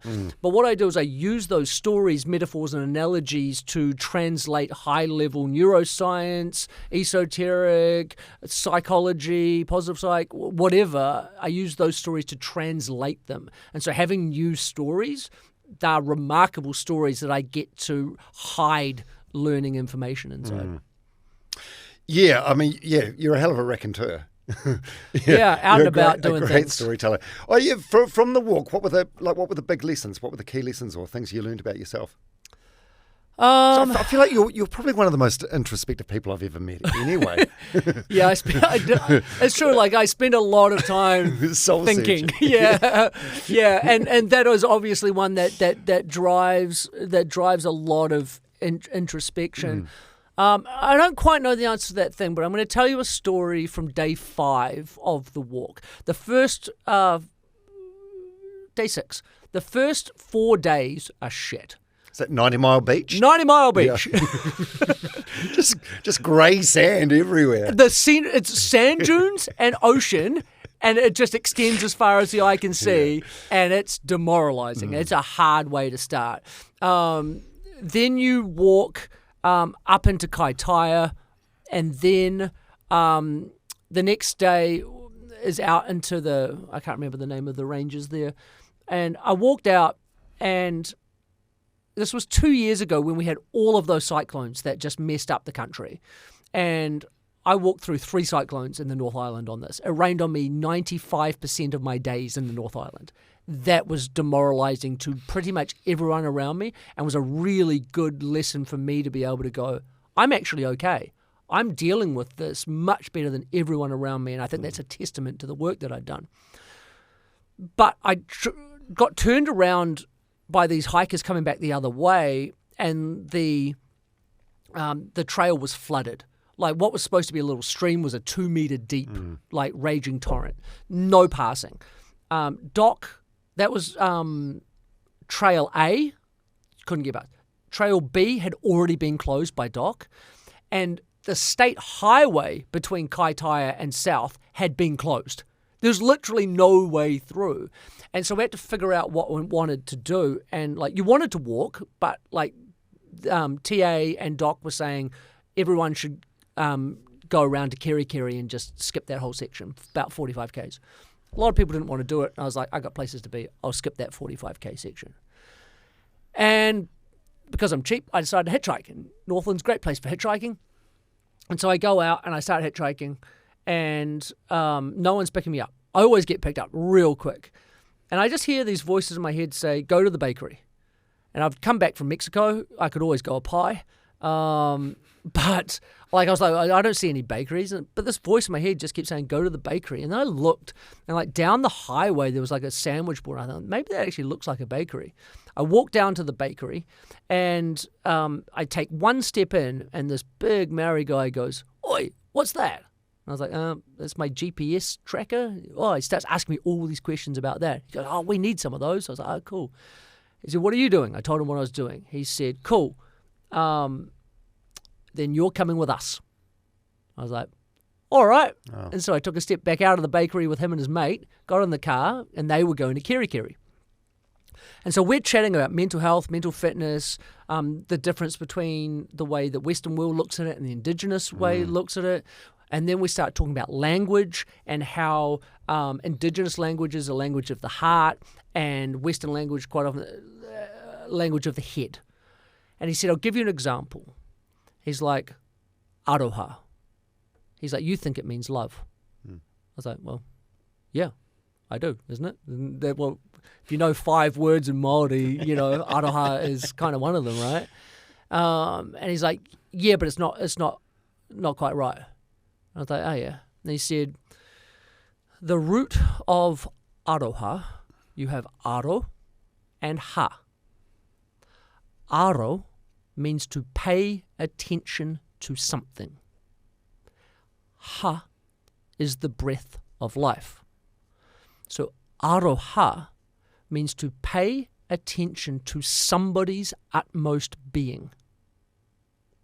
And aroha for the self is to pay attention to your utmost being. And he said, so aroha isn't just love. It's connection. It's being seen. And I was like, okay, I'm just wiping this little tear down in the back of the car. Yeah, well, yeah, did it make you emotional? Made me emotional. Gave me a little tear. And I just understood that, like, yeah, we want to be loved, but we really want to connect with people. But we really just want to be seen. And that changed the way I looked at so much from there. Shit, that's powerful, eh? Yeah. If you open yourself up to these things, then you do end up meeting these sorts of people and having these sorts of conversations. Every day. Yeah. Yeah. Where do you think things are at now with like mental health? Like, is there actually the whole mental health no, you umbrella? You can say mental health with that. Yeah. Like do you think like it's better or worse than when you started on this journey? Well, it's demonstrably better. Like the fact that there are so many more resources, there's so many more people telling their stories and talking about it. Going back that 15 odd years ago, like to now, it has changed. I used to get asked to come and speak at companies, and they would literally bring me in the back door and say, "Don't tell anyone you came here to talk to our people," because people will think that we've got a problem. Right now, when I go in, they take my picture and post it everywhere. Like, that's the corporate difference. It's massive. So that's amazing. And there's a point in many sort of different problems in our society where you get to a point of awareness saturation. Like, we're all aware. Like, there's not a person you can talk to who doesn't know what depression is and know kind of how it works, right? We're all vastly aware of depression. And so the awareness piece, while it still needs to keep going, blah, blah, blah, we're really needing the landscape to transition to the action piece of actually getting people to do stuff differently. And so, like, whether it is learning to observe your thoughts, whether it is learning to regulate your nervous system, whether it's learning how to connect better, learning how to be vulnerable with people, learning any of these skills, the facilitation of this needs to be put to the forefront. We need to change the way that people are actually doing things. We need to, like, in the corporate example, now we can talk about it more. Cool. Now let's set up our workplaces differently so we're not burning everyone out. Massey University last year, they're like 78% of the workforce is currently at extreme risk of burnout. Like, what the fuck? Like, that doesn't mean you're weak, that you can't hack it. That means that the system is set up to ruin people. And until we start actually changing these systems, whether they're in our households, in our schools, or in our businesses, we will continue to have the same results. And so the call now is action, is change, is actually doing these things to make it better for people. Yeah, you've got a really good point. Like, it's there is so much awareness, but the suicide rates haven't changed. They stay the same. They go up, they go down a little bit, but they're always up around that sort of 600 mark, eh? Yep, haven't changed. What are your thoughts or views on like suicide reporting in New Zealand? It's an interesting one. There are so many things. There are studies that show that suicide can be like a contagion, so that if you speak about it, other people can take their lives. There are studies that will show that reporting it reduces, because people are more aware of it, and so if I was actually in legislation, I wouldn't know which side to take. But because I don't have to report to the government, I'm like, we need to talk about it more. Like, I mean, suicide, as I said right at the start, is like the very pointy end of the stick. And the reality is that if we can change our systems, then the suicide rate goes down, right? It's why, like, drug rehabilitation barely works, because you send them into this particular place where they have all the support they want, they have all of the knowledge, all of the things, and they're like, I'm clean. And then they go back out and they're still living with the same drug addicts and same friends. And guess what? You're going to end up back in that, right? So until we change the actual situational system of these people, the rate's not going to change. And so, like, if you really wanted to fix it, universal basic income. There's no government brave enough to do it in the world yet. There's a state in Canada that trialed it in a town for a while. Basically giving everybody, I don't what the numbers will be different now, but let's say you get $500 a week, right? There's all sorts of ways to pay for it. People will argue this. There's if you look up universal basic income, there's good structures for it. But basically, cost of living and the 80-hour work week for these people working 3 jobs, like so much of that contributes to people taking their own lives. When it's like everything is just too hard, there's no way out, you can't see anything, you end up taking your life. Systems need to change before the suicide rate changes. Yeah. Do you think there's still stigma around talking about depression or having therapy and stuff? Of course there is. Do you think so? Yeah, 100%. And it depends like what you're in. Like I was talking to what were they? A law firm the other day. Well, talking to people inside the law firm about the law firm. Like you will get told that you're soft, you'll get demoted, you won't get promoted. Like it's rough. Even down to the fact that like on social media there's a really sort of interesting narrative between men and women, the masculine, the feminine, and dating and all of that sort of stuff about men being vulnerable and women saying that they want it, but when men do it, then the woman use it against them, you know. There's guys saying like the one time that you open up as a man to a woman, if she ever uses that against you, that's the end of it. He'll never open up ever again. And so, like, we've still got these situations where it can be problematic for people to talk about this stuff because they might lose friends or jobs or relationships or anything like that. And so there is still work to do around compassion and empathy for people who aren't doing it, who are going through things like that. Yeah, that's a good point. I lost a mate about 5 years ago through he took his own life because he suffered severe bipolar, but I had no fucking idea. No one did. His wife knew, his immediate family, but no one else because he was scared he was going to be judged at work. Do you know how much effort it is to hide bipolar? You imagine like how much internal effort is required to hide that from the world. It is so hard. And I don't have bipolar, but I have a friend with bipolar, and he came on my podcast the other day, literally about 4 days ago, and like his big thing that he was talking about was don't fight the feelings. And so, as someone with bipolar, he was talking about as soon as he learned to stop trying to hide it and put it all down, and actually just feel the feelings, and then find good ways to move through them, that's when his life got good. Yeah. If you could change like just one thing about how mental health is approached in New Zealand, what would it be? I mean, it goes back to what I answered before. Like mental health is the symptom and not the problem.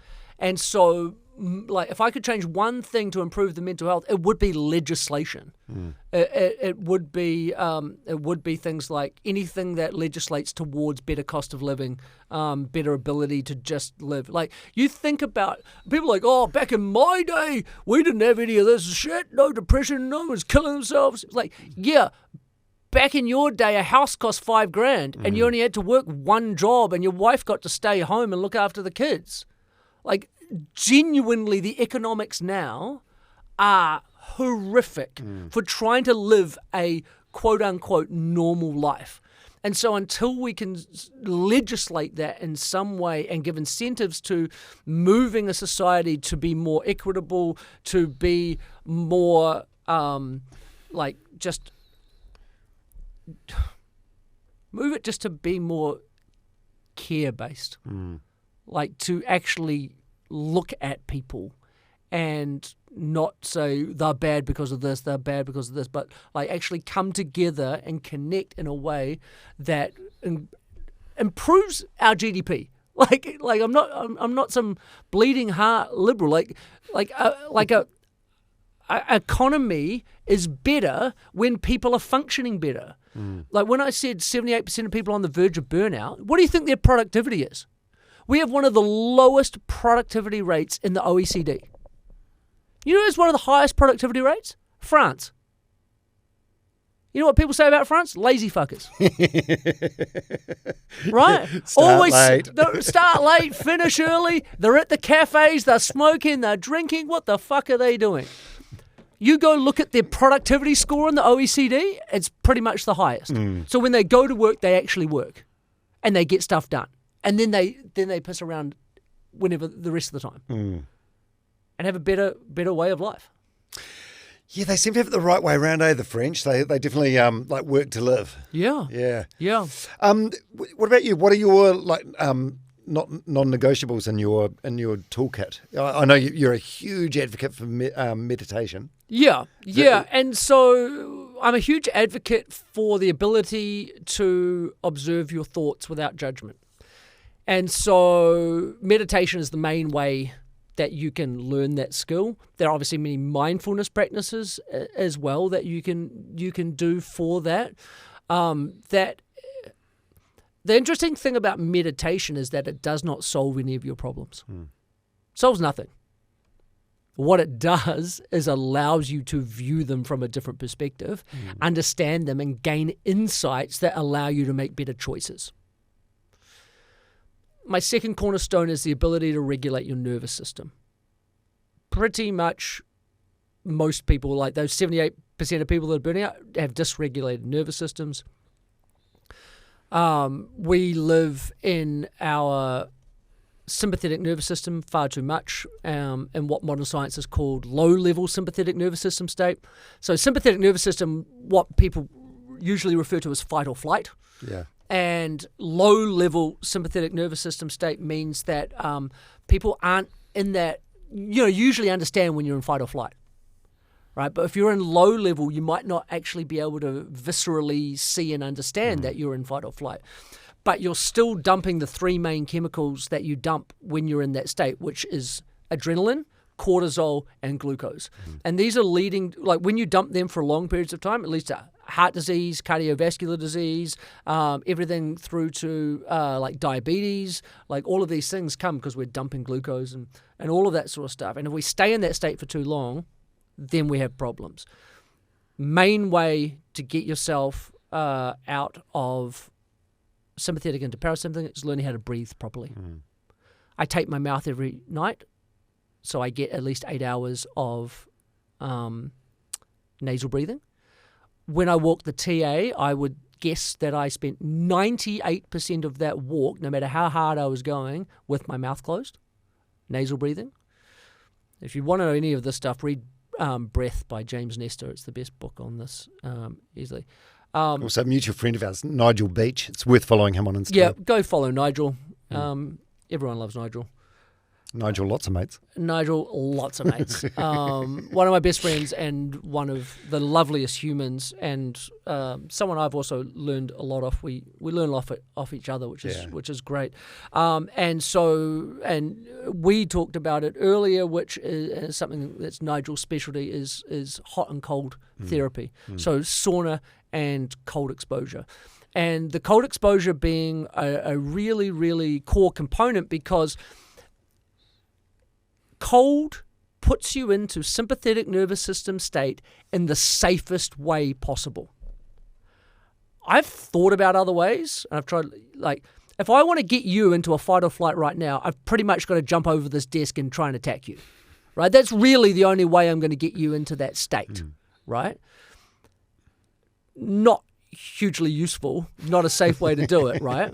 Whereas if we have a ice bath in here and we put you in there, you go, and that's putting you into the sympathetic nervous system state, right? So we can do it in a safe way. Then you can practice through the breath, through using the simplest form is shut your mouth, so you're only nasal breathing. Best form is using the physiological sigh, which is a long inhale through your nose and then jam as much extra air up your nose as you can, and then a long exhale through your mouth. So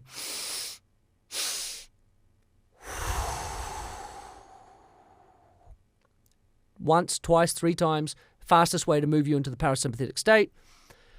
But what it does is it teaches you through the safety of cold that you increase the threshold of you ever going into that fight or flight state. It makes you more unfuckwithable. It makes it harder for you to end up if someone cuts you off in traffic, if someone says something dumb to you, if there's a little bit of stress at work. Suddenly, because you know how to regulate your nervous system consciously, 1, you've increased the threshold with the cold exposure, but 2, even if you do start feeling yourself in that state, you can get yourself out. I was sitting on the beach in Mexico. I have a sign that I have. I've done it for the last 10 years, and it says, chat with me, free advice, conversation, and listening. And I go sit all around the world in places and just sit and talk to people. And I'm sitting there, I'm reading my book, I've got no one to talk to at the moment, and this surfer goes past me, and he looks, and he goes, no one wants to fucking talk to you.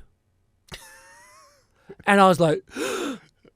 And, you know, when someone says something like that, you go move straight into that sympathetic nervous system. And just even that one inhale where I felt all of that adrenaline start coming out, I was aware enough to understand that state and go,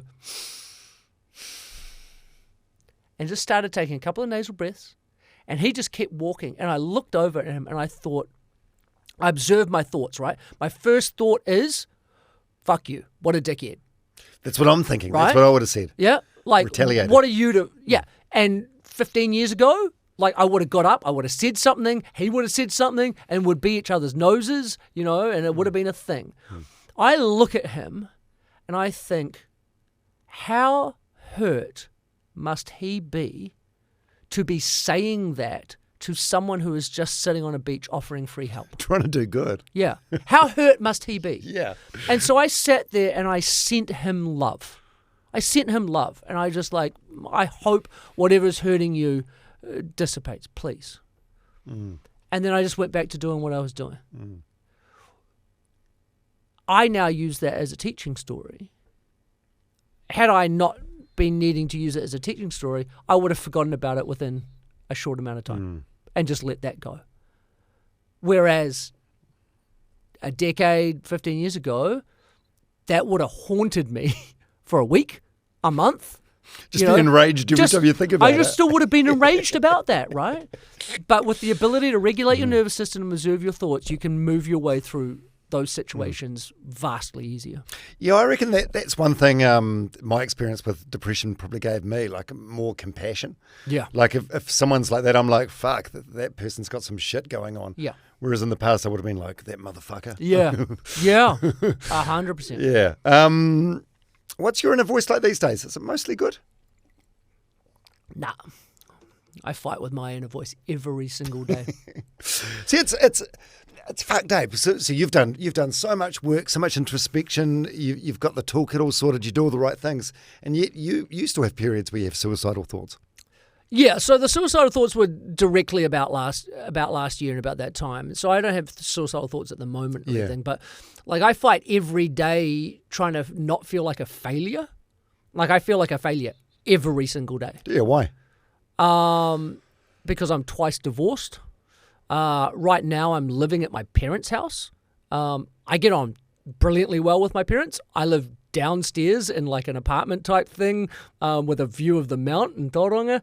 Like it's an awesome place to be, but I still feel like a loser for being there, even though I love getting to spend time with them since I haven't for so long.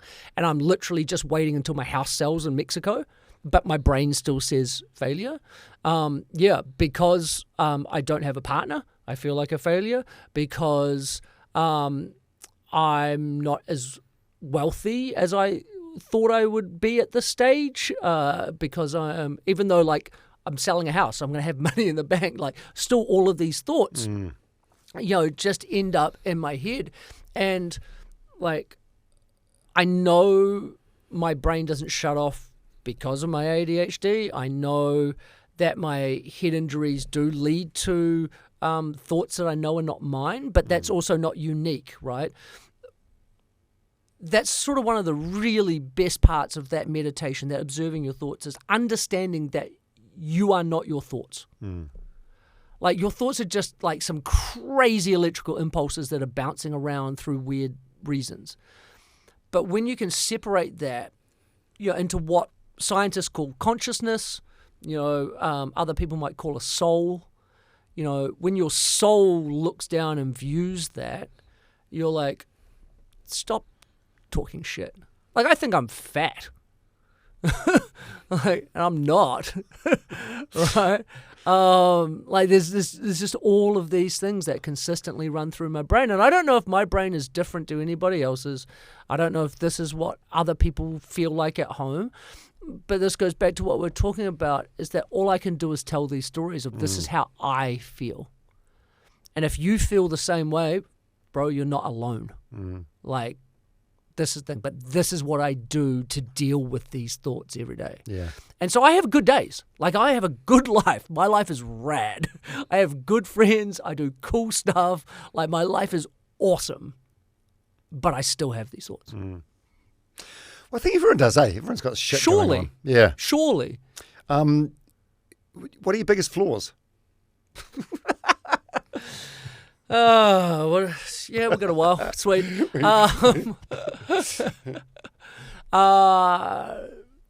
I am self-centered. Now, we are all self-centered. Our self is the center of the universe, literally. Selfish is, the definition of selfish is to put yourself first to the detriment of others. And I am very self-centered, as in, like, freedom is my number one thing. And so I want to be able to go and do what I want when I want, fly in, fly out, just, have that freedom. And occasionally it can unintentionally border on selfish, especially like with a partner. Like, so I'm sitting here, you asked me that question, I'm like, what would Livy say? And so, yeah, I can be selfish in that way. I can be not thoughtful because I get so carried away in my ideas. Is that the ADHD? Yeah, I don't even know. I think so. I just get so carried away, and and it is ADHD, right? So it's that's the hyper focus. Like, I'll get caught up in something and then just be like, vroom, zoom in on that, and everything else in my world disappears. And that could be people, that can be responsibilities, that could be all sorts of things. And so I've really got to try and make sure I'm aware of that. There is a really, really cool personality test that I'm going to shout out here. I've got no affiliation with them, and it's free, which is cool. But I came across it, and it's the one that's nailed me the best, and it's for children. It's literally for like 6 to 14-year-olds. And it's based on the Jungian archetypes, the 8 archetypes, 4 introverted, 4 extroverted. But it's also got Myers-Briggs sort of stuff all under the base. So it's all properly done. But it basically tells you what animal you are. And so there's introverted, like there's pandas, meerkats, owls, otters, a whole bunch of things. I'm a parrot. I process my emotions through talking.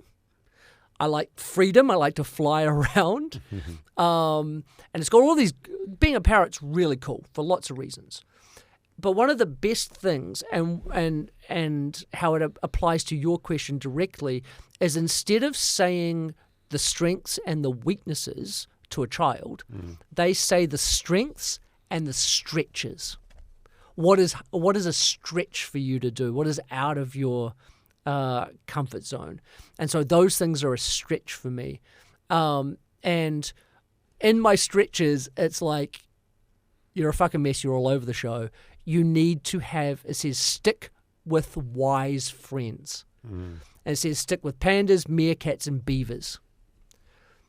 3 of my best friends are pandas. My best friend is a beaver, and my ex-wife is a beaver. And so surrounding myself with those sorts of people who can call me out on my shit, point out what I need to work on, but really support me through that is a really, really powerful thing for me, understanding what I am, which is what's called external awareness, right? So you have internal self-awareness and external self-awareness. And these are people who are what are called in psychology a loving critic. And to be a loving critic, you have to have 3 things. You have to have a mutual level of respect for each other. You have to have the best interests at heart. And you have to be willing to tell them the truth.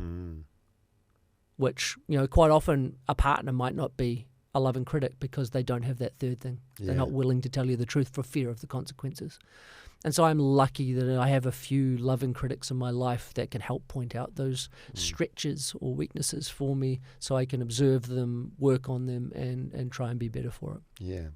Do you think, would you want to get married again? Yeah, fuck it. Sure. My third wife has got to be the best one. Yeah, third time's a charm or something. No, but I suppose it's I'm pleased that that's your answer, because it does open yourself up to the risk of feeling like more of a failure if it doesn't work. Oh again. Yeah, like 100%. Like I am a lover and not a fighter. Despite having 2 marriages, if you talk to my ex-wife Libby, she will tell you that I am a really good human and a really good partner and husband. And like I, for the last year, I definitely wasn't ready to date or do anything like that. But especially towards the end of last year, I processed so much. And sort of coming out into this year, like I'm actually kind of ready to date now. So please send in your applications, ladies. I'm sure I sound awesome after all of this stuff, eh? But like I absolutely will be in a partnership again sometime, because like I will add value and I definitely need to stick with wise friends. So it'll probably be a panda, a meerkat, or a beaver that that I end up with. Yeah. And what about future goals? Like, where do you see yourself at 50, 55? It's weird. Like you said, I am a raconteur. I'm all about it. I don't have a real job. I do all of my speaking. I'm an author and a speaker, I guess, is my job, but it's not a real job. I just sort of do things. And that makes it hard to really figure out who you are and what you're doing. And so, like, I have only recently found a new idea that is going to really be a point of purpose for me. It's outside of the mental health space, but it's also very mental health related. And it's a business that I haven't like made yet, but I'm going to. I'm just putting some people together to do it. But it's got a name. It's called Side Quests. And it's basically about helping people experience life more by going out and doing cool and interesting things, small, big, gigantic. And that's just kind of what I do and how I live my life. And because people are forever asking me, well, how do you do cool shit all the time? I was like, well, I choose to. And I identified sort of 3 of the problems that I see, and I have a way that I am going to overcome those for people and allow them to do more cool stuff. And it's like, that's just something that I could see myself doing for a long time, because it would bring me such joy. The facilitation of joy in others is a major thing that drives me and makes me happy. And I do that through my mental health stuff, but I could also do that through a business as well. Like, I will never, ever, ever, ever get sick of people coming up to me and going, I read your newsletter, I read your book, I heard you at a thing, and then I did this, and now my life is better because of it. Never will I get sick of that. And every time, like, because I have these doubts consistently, this was a Libby thing, and she made me do it, and it was really quite brilliant. There's two things. One, she said, every time someone sends you something nice, you have to put it in a spreadsheet and put a dollar value next to it. And so how much is somebody's life worth? Because I get people sending me stuff all the time. You saved my life. And so I put that in a spreadsheet. And, like, we just... Well, it's priceless, isn't it? Yeah, it is priceless. Like, literally, and I don't mean to trivialize it anyway, but I think I put like $5 million. Like, that's for me. Like, I get $5 million for saving someone's life, right? And so I started putting, like, imaginary dollars. And so I just started putting these all in. And I stopped doing that, but what I continued to do was I have a folder on my computer that is nice things people have said. And so every time someone sends me an email, I screenshot that, like, you helped me do this, you saved me from this, you did this, and I put it in there, and I fucking bank it. Like, I bank it because it means so much to me. And I could never stop doing it because I get so much joy and satisfaction out of being able to make a small difference in what's going on in this world. Oh, that's so gratifying. If your parents were sitting here now, what 3 words would they use to describe you? My mother would say painful. What does that mean? Like annoying? Yeah. Like, I've been the bane of my mother's life since I was a child. Like, frustrating maybe painful, frustrating, or something like that. Like, so my mother, she is a beautiful and lovely woman, but she is not like me. And my entire life, I have made her afraid because I have been, like, jumping off cliffs. Like, no, like the one saving grace that she's always had is that I don't drink, and I've never drunk. So, like, she's always like, at least he's making clear decisions. There'll be stupid decisions. Like, the amount of times that I came home, like, from the ED with a broken limb or something like that, and she's just like, what is going on? So, like, exasperating, maybe. That's what. So what do we land on? So painful, exasperating, frustrating. Yeah, I'm calling bullshit on that. If she was here, do you know what she would say if she was actually here? What? She would say proud. Yeah.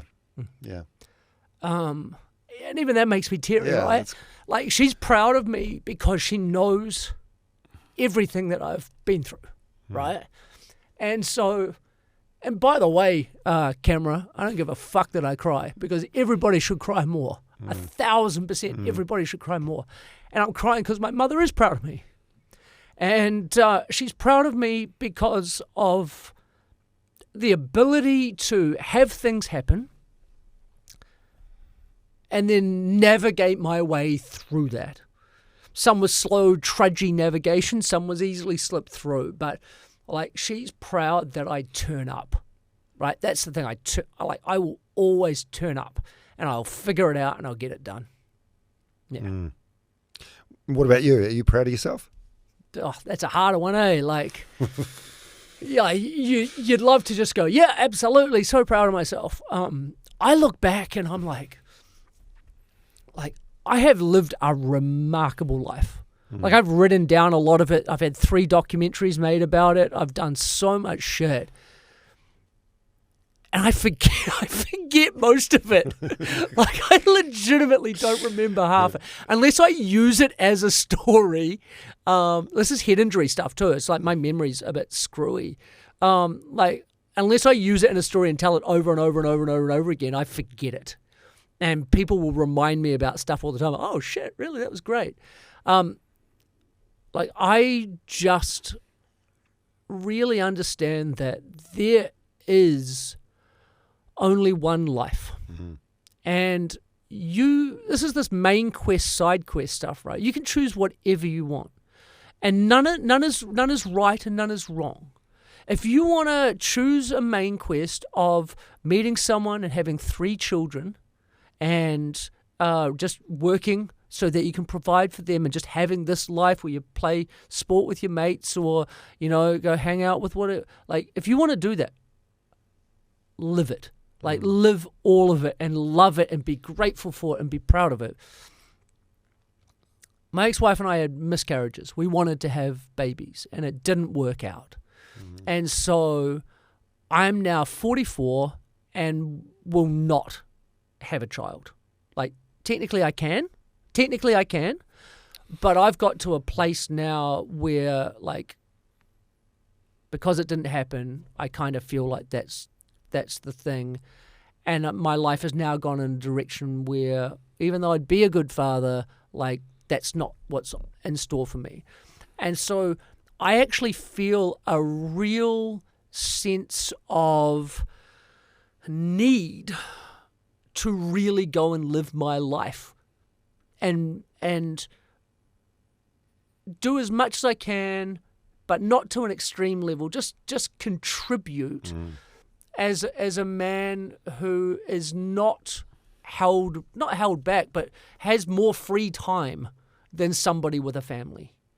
And so that's what the next 20 years are going to be for me, is more of the same, more of going and doing stuff and trying to, my job is to figure me out, because like I said, I'm not special.